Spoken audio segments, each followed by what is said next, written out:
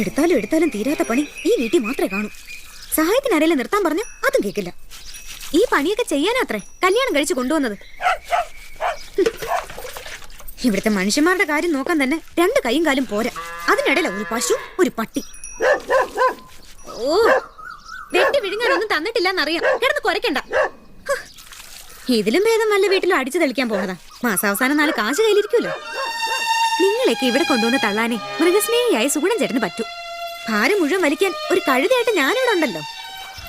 ഒരു കറവക്കാരനെങ്കിലും നിർത്താൻ പറഞ്ഞപ്പോ എന്താ പറഞ്ഞെന്നറിയോ? നാട്ടിലുള്ള മുഴുവൻ പശുക്കളുടെ അകിട് തടവുന്ന കൈയും കൊണ്ട് എന്റെ പശുവിന്റെ അകിട്ടിലേക്ക് ആരും വരണ്ടാന്ന്. എന്നാ അവനവൻ ചെയ്യോ? അതിന് ബിന്ദു വേണം. പാക്കറ്റ് പോലെ മേടിച്ചാൽ മതിയെന്ന് 1000 തവണ പറഞ്ഞതാ.